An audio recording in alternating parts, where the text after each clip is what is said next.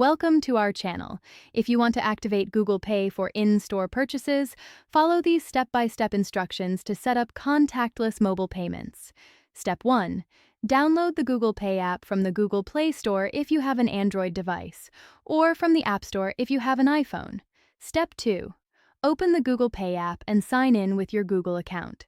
If you don't have a Google account, you'll need to create one first. Step 3. Tap the Add button or plus icon to add a payment method.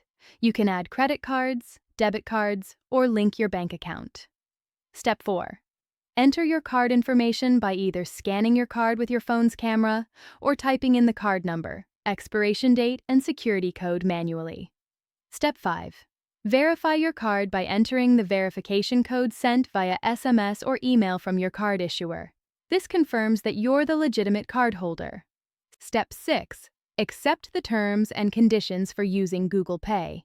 Review the privacy policy and service agreement before proceeding. Step 7. Set up your screen lock if you haven't already. Google Pay requires a secure lock screen, PIN, pattern, password, or biometric for security purposes. Step 8. To make an in-store purchase, simply unlock your phone and hold it near the contactless payment terminal. Your default payment method will be used automatically.